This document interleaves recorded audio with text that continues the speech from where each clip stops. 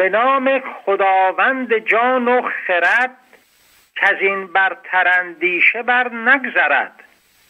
خداوند نام و خداوند جای، خداوند روزیده و رهنمای. خداوند کیهان و گردون سپهر، فروزنده ماه و ناهید و مهر. ناهید یعنی ستاره. ز نام و نشان و گمان برتر است، نگارنده برشده گوهر است. خرد گر سخن برگزیند همی، همان به گزیند که بیند همی.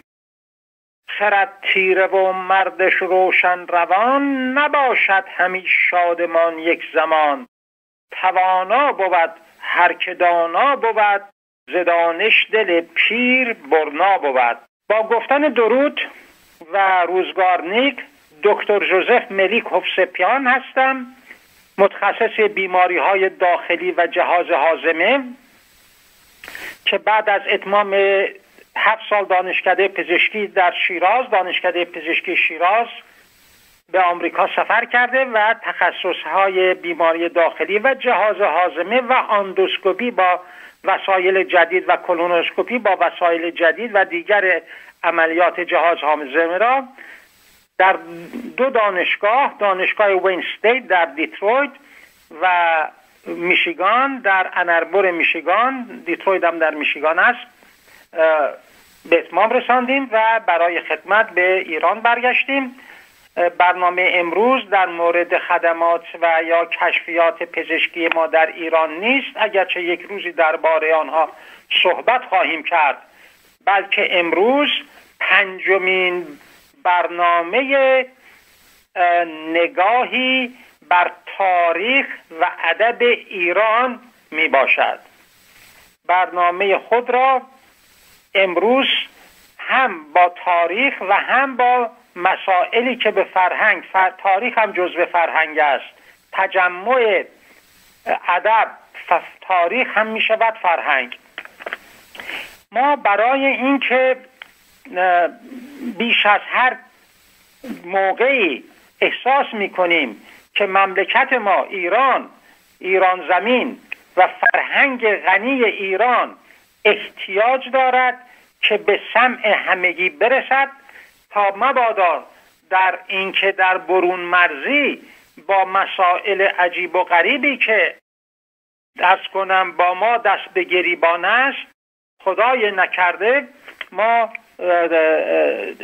تاریخ و ادب ایران را فراموش بکنیم. لذا باید مشعل فرهنگ غنی ایران را روشن نگه داشت در کشورهای خارجی. و برای این منظور در هفته پیش، یعنی 4مین هفته برنامه افتخارات ادبی، ببخشید اسم برنامه افتخارات تاریخ و ادب ایران می باشد، ما شادباش‌های صبحگاهی را به زبان پهلوی یا فارس میانه پهلوی ساسانی، یعنی زبانی که خواهران و برادران و مادران و پدران ما قبل از حمله عرب در 636 میلادی، یعنی حدود کمتر از 1400 سال پیش با آن صحبت می‌کردند.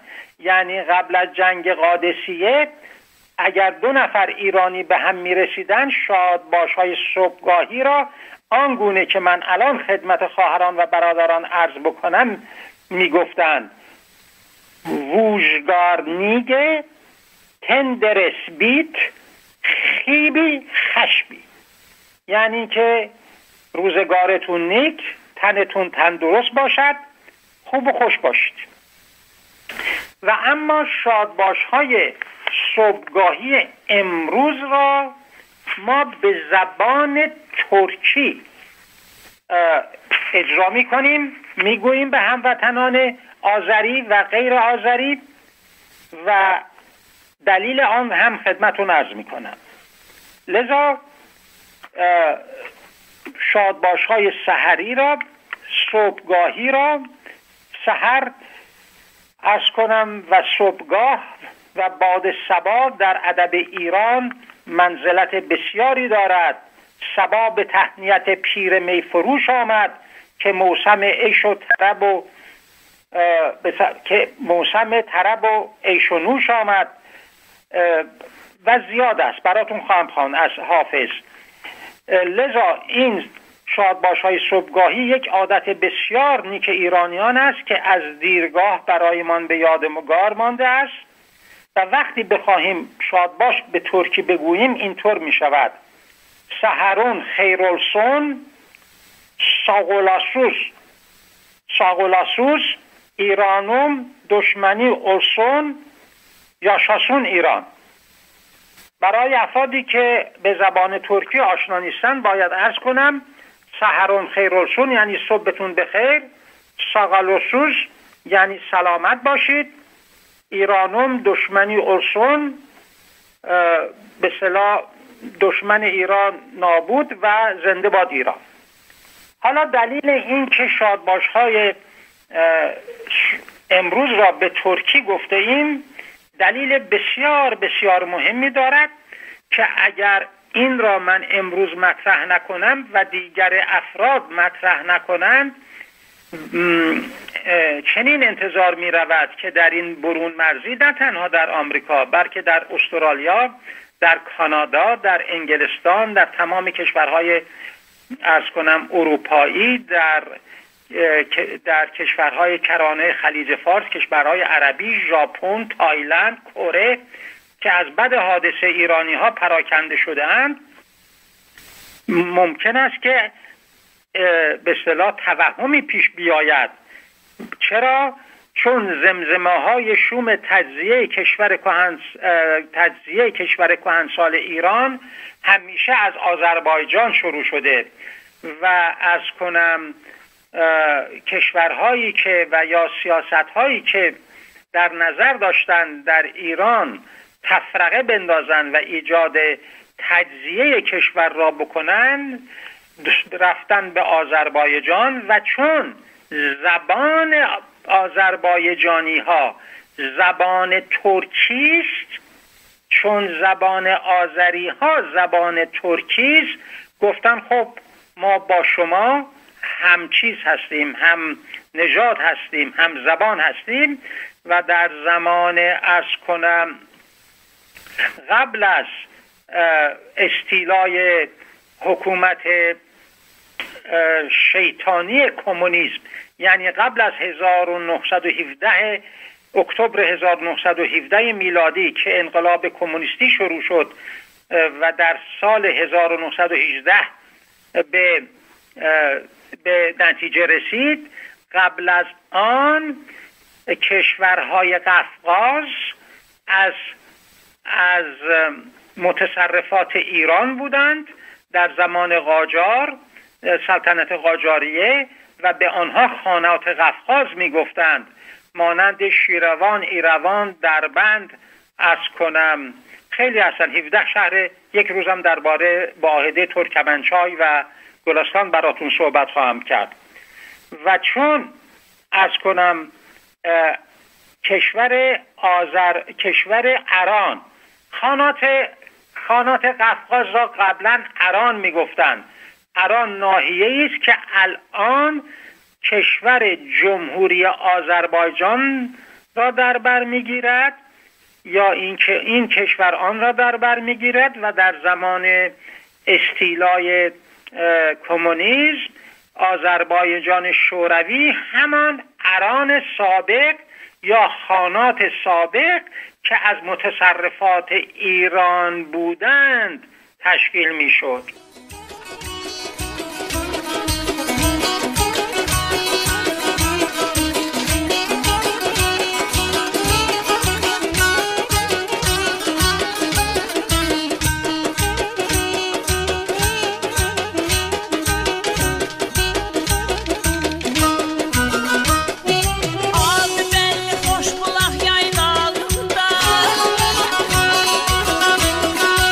Adı bəlli xoş bulaq yay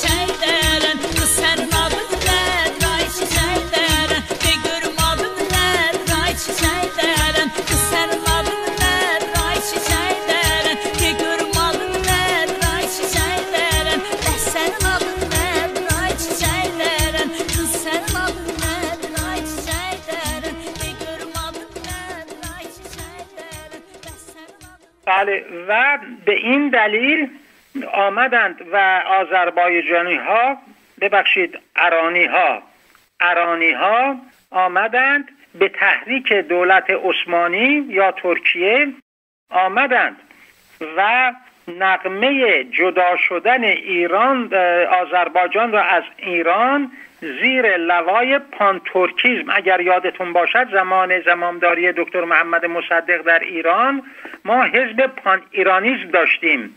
پان ایرانیسم یعنی تمام ایران، پان یعنی تمام، کلی. لذا اینها میخواستن هر کسی، هر کشور و ناحیه‌ای که زبانشان ترکیست تحت لوای این که ما یک ملت هستیم اینها را جزو یک اتحادیه ترک ایجاد بکنند و این کارها را ملت، یعنی زمامداران ترک نژاد ترکیه، انور پاشا و از کنم طلعت پاشا و جمال پاشا، بعد از شکست خوردن در جنگ بین الملل اول و از دست رفتن فتوحات عظیم عثمانی، چون دیدن دیگه مملکتی براشون واقع نشده و اون خاکی هم که دارن زندگی میکنن خاک ارمنستان است و البته یک مقدار شهرهای یونانی نشین که غصب کرده اند و به این دلیل 1.5 میلیون از ارمنها و 1 میلیون از آشوری ها و یونانی ها را کشتند و غصابی کردند که اون زمین ها را بگیرن. دیدن که از غرب نمیتوانن این قسمت کشور داشته باشن، گفتن متوجه شرق میشیم، از کجا بهتر ایران و کشور آذربایجان ایران، ببخشید استان آذربایجان ایران، و با توطئه های پانتورکیسم و از کنم اینکه یک نژاد هستیم چون زبان ترکیست، خواستن که ایران را، تا آذربایجان ایران را جدا بکنن و بهترین به اصطلاح برگه‌ای که بر زمین زدن این بود که نام ایران را تغییر دادن. ایران البته قدیم اسمش آلبانیا بود، بعدن شد ایران زمان ساسانیان، عرب که آمد شد الایران و در زمان قاجار شد خانات قفقاز که همون آران باشد. ایرانی ها یا آرانی ها آمدند یک تمهیدی اندیشیدند و نام کشور خودشون را از ایران کردند آذربایجان و وقتی که اسمشو کردن آذربایجان که خورد این آذربایجان با آذربایجان ایران دیگه قاطی بشود و بشود یک کشور. عرض کنم وطن پرستان و عرض کنم بزرگان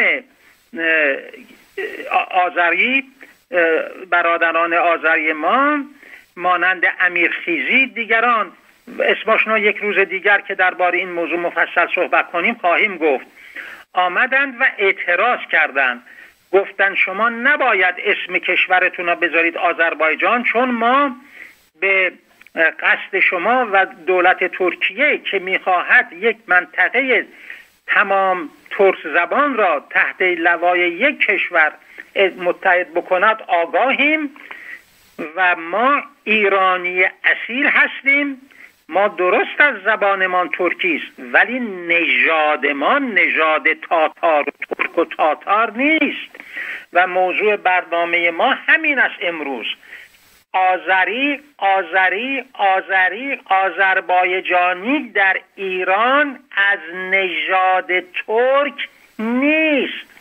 ما در آمریکا مانند بلبل آمریکایی انگلیسی صحبت میکنیم ولی نژاد ما نژاد انگلوساکسون آمریکایی یا انگلیسی نیست. لذا آذربایجانی، استان آذربایجان یا 4/5 کشور ایران که ترکی صحبت میکند یا یک کمی کمتر، زبانش ترکی است نه نژادش. پس نژاد آذری ها چیست؟ پارسی که نیستند؟ بله نیستند، ولی آنها از اصیل ترین قوم ایران هستند. چرا؟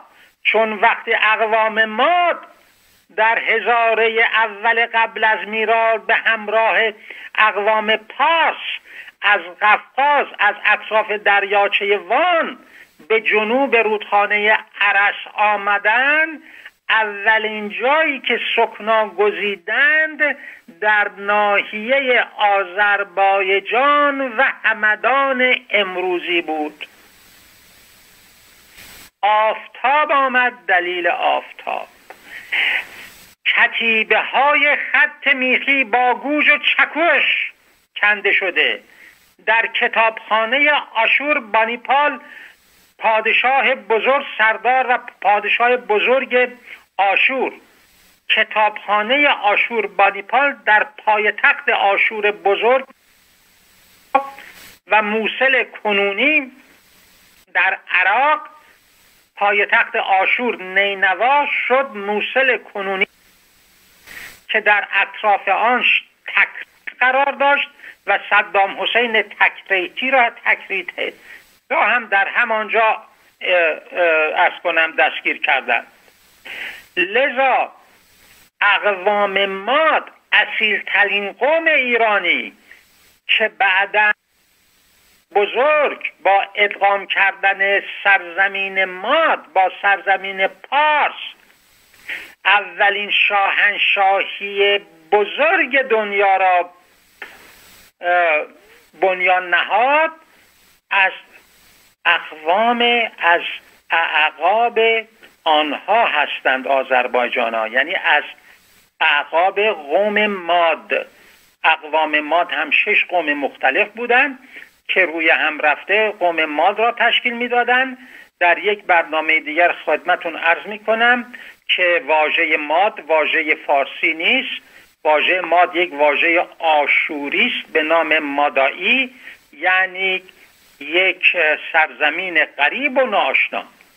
و چون یونانی ها که مهد تمدن یا فرهنگ اروپا یا آن زمان بود، آمد واژه مادائی را از آشوری به یونانی تبدیل کرد، شد مدیس هم ترجمه شد به ماد و این ماد موند، در حالی که اقوام ماد اسم دیگری دارند که آن اسم را برنامه دیگری خدمتون عرض می کنم، ولی فعلا آن را که یک واژه یونانی برگرفته از آشوری و ماد است برای اینکه قاطی نشود ادامه می دهیم. عرض کنم پس آذری های بسیار گرامی، خواهر و برادران آذری ما از اعقاب قوم ماد اصیل ترین قوم ایرانی هستند و کوچکترین نشانی از اقوام ترک و تاتار که در بین آنها تموچین که بعداً به چنگیز معروف شد، داستان اون طویل است، و بعداً امیر تیمور گورکانی، تیمور لنگ که از اقوام ترک و تاتار بود و در اصفهان 28 مناره برپا کرد. در هر مناره 4000 سر از مردم اصفهان برید و در مناره ها گذاشت. از نژاد ترک بود، هموطن از نژاد ترک بودند. سلطان سلیم اول که به سلطان سنگدل معروف بود، سلطان و پادشاه ترکیه یا امپراتوری عثمانی، 2 برادر و 5 برادرزاده هایش را در بوسفور خفه نمود و 7 نفر از نخست وزیرانش را گردن زد. کدام ایرانی این کارا میکند؟ وی همان کسی است که شاه اسماعیل صفوی را در سال 1514 میلادی در دشت چالدران شکست داد و 40,000 نفر از ایرانیان را که به زور عرض کنم شاه اسماعیل از مذهب سنی تسنن به شیعه گرویده بودند، 40,000 نفر از ایرانیان را سر برید و آنها را که نکشت پیشانیشان را با آهن گداخته داغ نمود که یه علامتی روی پیشانی بماند از اینکه اینا شیعه هستند. و این تحفه را هم شاه اسماعیل صفوی برای ایران آورد، زیرا عثمانی ها نژادان ترکیه سنی مذهب بودند و شاه اسماعیل صفوی از نوادگان شیخ صفی الدین اردبیلی گفت که این که نمی شود، ما باید یک کاری بکنیم، یک اختلافی ایجاد بکنیم که در ملت ما که برادران سنی مذهب عثمانی ها هستند، ترکیه هستند، اختلاف بیفتد و بتوانیم جلوی تخم‌تازی آنها را بگیریم، بتوانیم زمین های خودمون را از آنها بگیریم. آمد و به زور ملت تبریز را 20,000 نفر را سر برید به این که باید شیعه بشوید و اونا خب چه فرق میکنه، اسلام است، اونا شیعه شدن. چی میگوین؟ زهر چیز گرفت و تمام ملت ایران تا شنیدن در گرگان، در مازندران، در گیلان، در فارس، در ری، نمیدانم در همدان، شما بگید در یزد، کرمان، شنیدن چه بساطی شده، هر کی شیعه نشه سرشو میبرن، شیعه شدن. بلا خب حالا اینجا ما گفت چوب دو سرطلا شدیم، شیعه شدیم، این دفعه شکست خوردیم از سلطان صلیب و سلطان صلیب ما را به جرم شیعه بودن 40,000 را در تبریز گردن زد.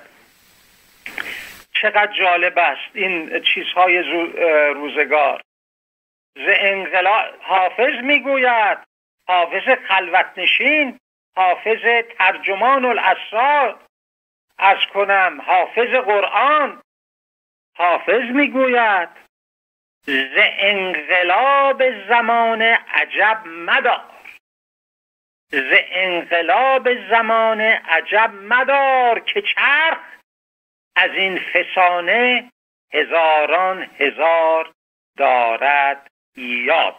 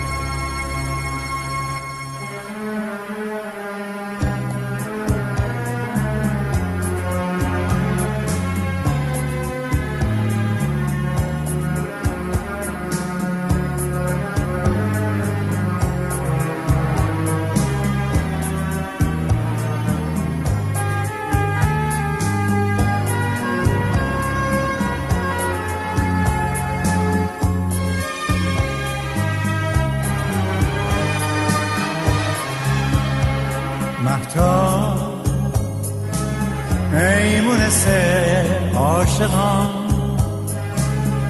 روشنایی آسمان، مهتاب ای چراغ آسمان، روشنی بخش جهان، کوه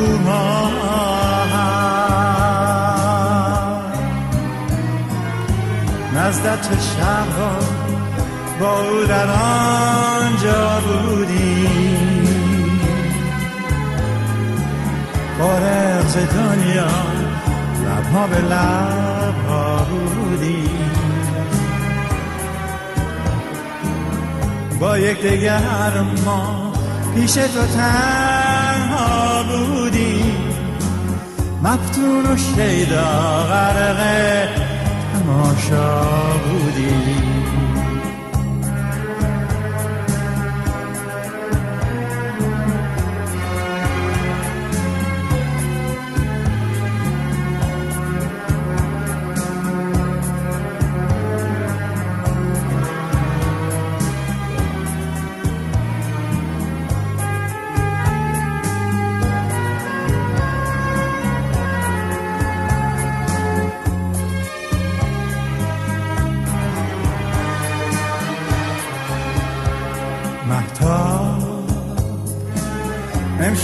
که پیش تو هم او رفته با من ماندم،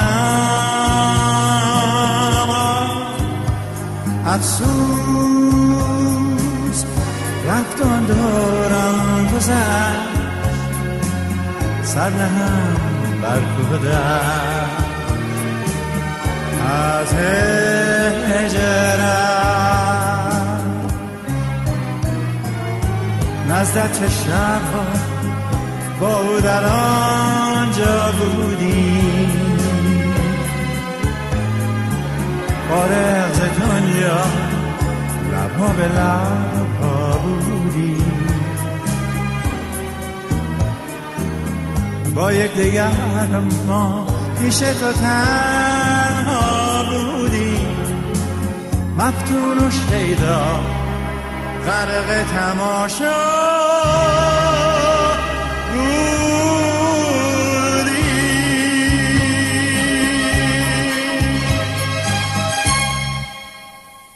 شعر را دوباره میخوانم.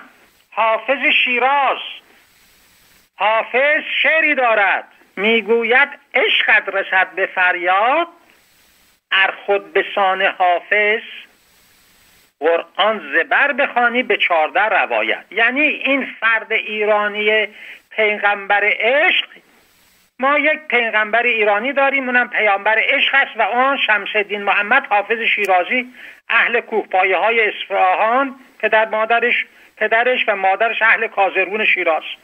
میگوید عشقت رسد به فریاد، هر خود به سان حافظ قرآن زبر بخوانی به 14 روایت. یعنی چه؟ یعنی حافظ لقب حافظ چون قرآن را به حفظ داشت. حالا حافظ چه میگوید؟ میگوید ز انقلاب زمانه عجب مدار که چرخ، از این فسانه ها هزاران هزار دارد یاد. آقای شاه اسماعیل صفوی، تو اومدی ملت ایران را به زور شمشیر به مذهب شیعه در آوردی که سدی باشن در برابر حمله عثمانی، ترک‌های عثمانی، ترکیه امروز، ترک نژادان باید بگیم. آنها حمله کردند و برادران همسنی خود را به جرم این که شما شیعه کرده بودید 40 نفرشون را گردن زدن. عجب.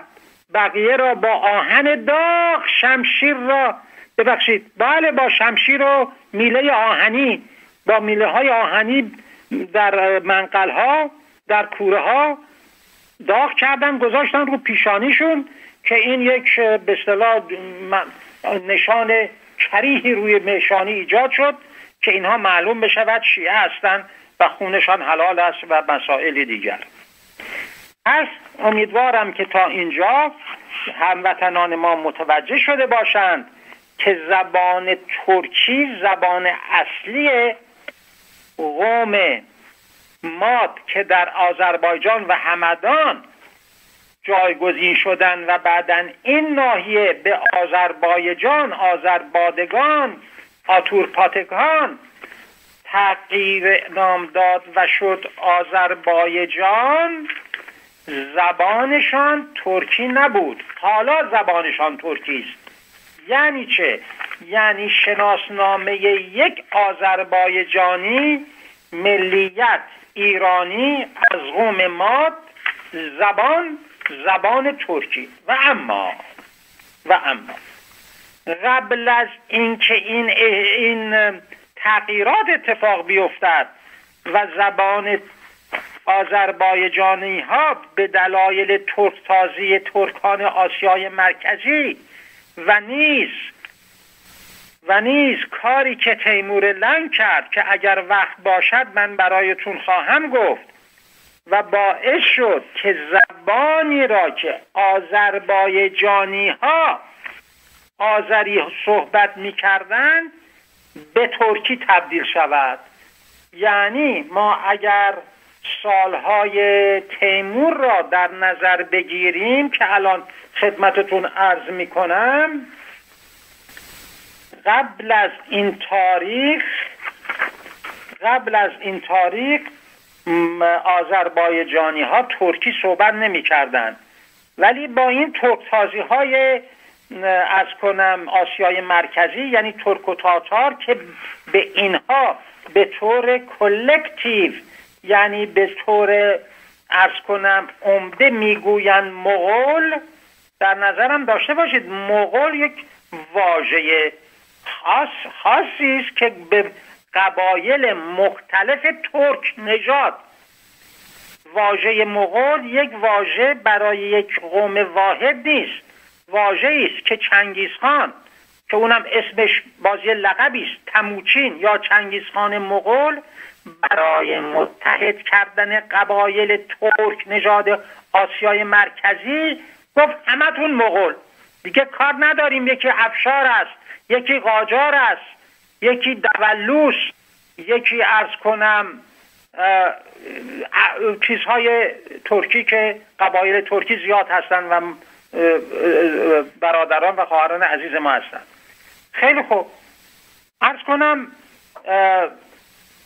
در سال 1400 بگیم 1394 1390، حالا برای که روندش کرده باشیم 1390 بگیم 1400 حالا 600 سال پیشه.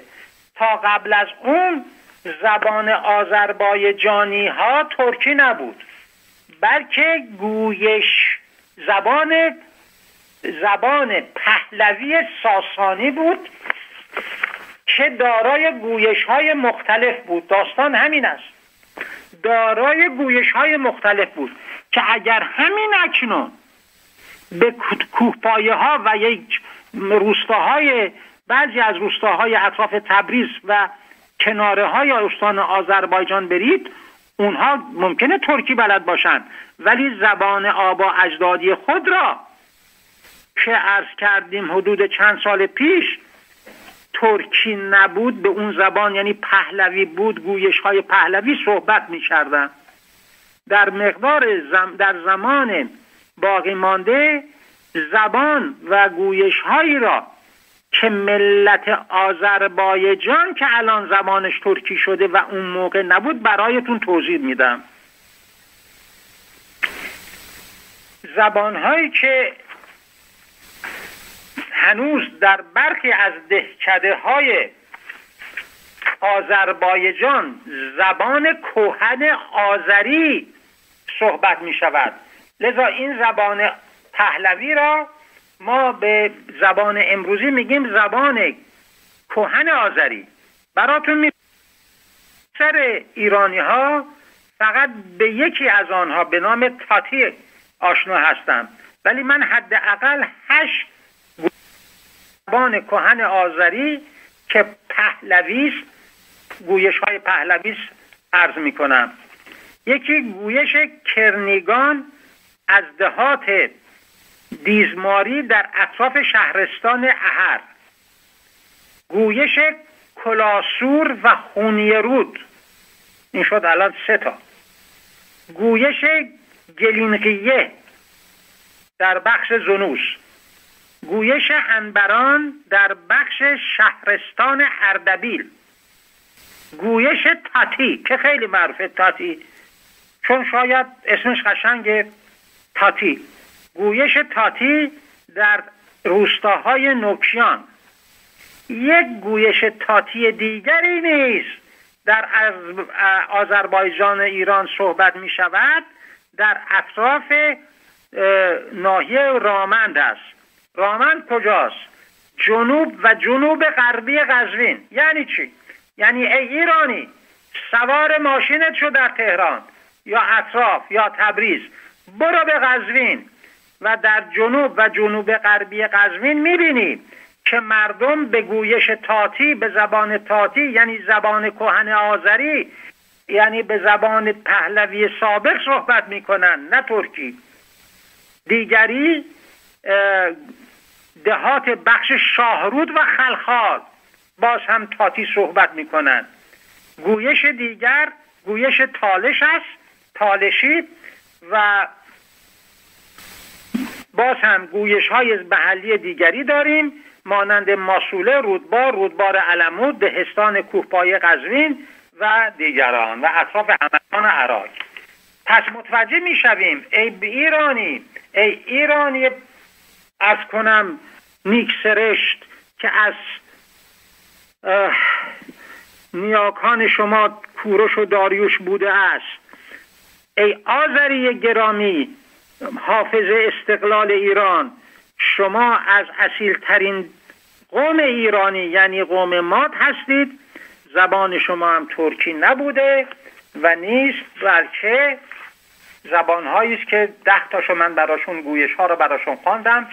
زبان کهن آذری از زبان پهلوی و اکنون شناسنامه شما به گونه‌ای است که زبانتون به دلایلی که تعدادی از آنها عرض شد و من توضیح دادم که بزرگترین کار را یا ضربه را از نظر ترکی شدن زبان ملت آذربایجان را تیمور لنگ انجام داد و آن اینکه 30,000 اسیر ترک نژاد ترک زبان ترکیه را آورد به اردبیل و تحویل شیخ علی سیاهپوش از نوادگان شیخ صفی‌الدین اردبیلی جد شاه اسماعیل صفوی نمود و این 30,000 نفر خب کم کم زبان دیگران را ترکی کردند، زن گرفتند، نمیدانم بچه دار شدند و ترک های آسیای مرکزی که یک زمانی در صحرای گوبی